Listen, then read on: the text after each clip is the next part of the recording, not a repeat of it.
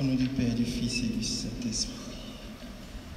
Chers frères et sœurs en Christ, bonjour.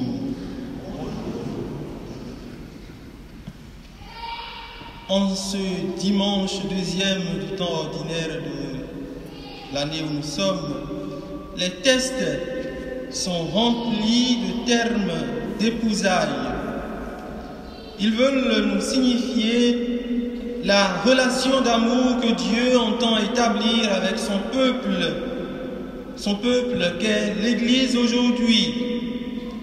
C'est ce lien d'amour qui doit nourrir notre vie de foi et nous réunir autour de ce Dieu unique.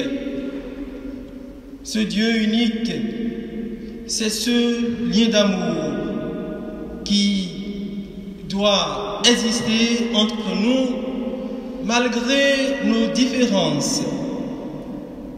Pour vivre aisément l'unité dans la diversité, ce Dieu nous comble de divers dons. Et c'est la Vierge Marie qui nous aide à les découvrir et à les entretenir pour le bien de la communauté et pour le bonheur de tous. En effet, personne mieux que Marie ne peut nous aider à comprendre l'amour de Dieu pour l'humanité. Dans notre marche à la suite du Christ, chers frères et sœurs, en vue de notre salut, Marie est une associée sûre à qui nous devons recourir pour reconnaître notre part dans le déroulement de l'œuvre de la rédemption.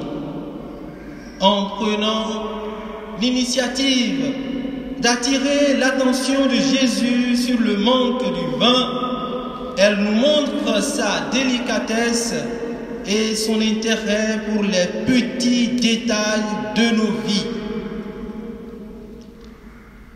Ce n'est pas anodin qu'en ce jour où l'Église nous propose de méditer cet évangile, Marie nous fasse l'honneur de sa présence.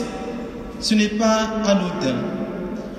Son intervention est signe que son rôle est déterminant et sa place indispensable dans la réalisation de l'œuvre divine.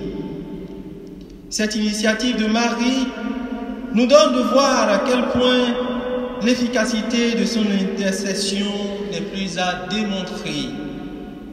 Pour Marie, c'est plus qu'évident que tout concourt au bien de celui qui croit.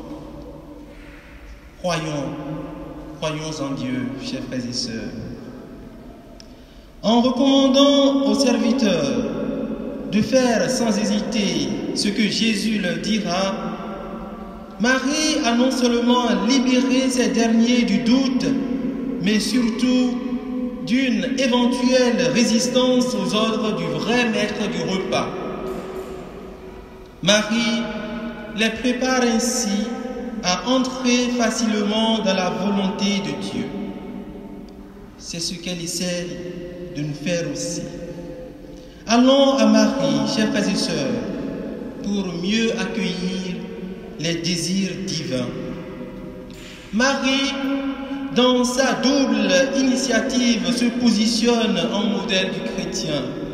C'est la première sur le chemin de la vie chrétienne à qui nous devons sans cesse tenir, sinon tirer le manteau. Ah oui, arrête-toi, je veux te parler. Représente-moi, dis-moi, qu'est-ce que je dois faire? Voilà que le Seigneur me fait ceci, me fait cela. Quelle doit être ma réponse?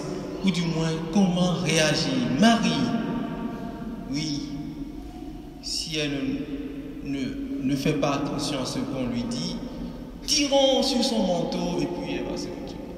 Comme on l'a jadis fait à Jésus.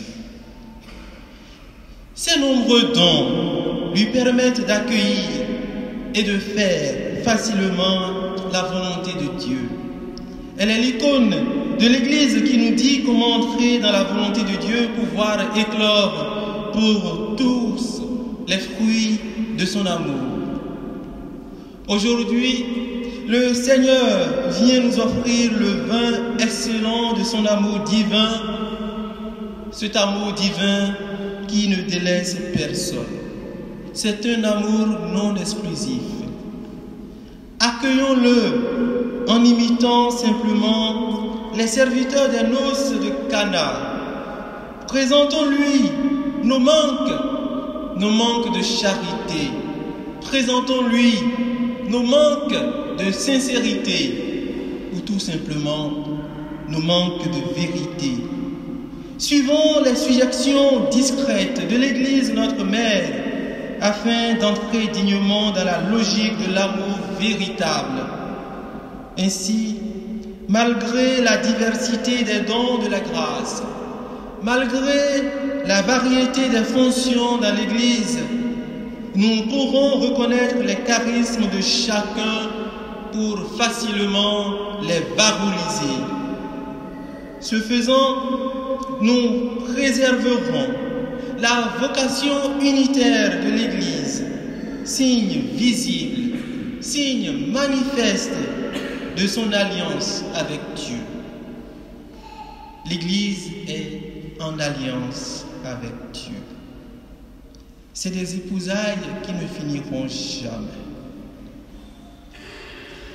En cette semaine de prière pour l'unité des chrétiens, n'oublions pas ce vœu cher au Christ, ce vœu qui nous invite à la fraternité et non à la rivalité.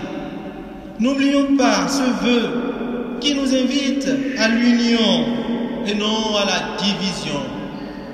N'oublions pas ce vœu qui nous invite à la communion et non à la discrimination. Nous sommes donc appelés, chers frères et sœurs, à prendre en chœur, dans la même tonalité, l'hymne d'amour pour sauvegarder la symphonie.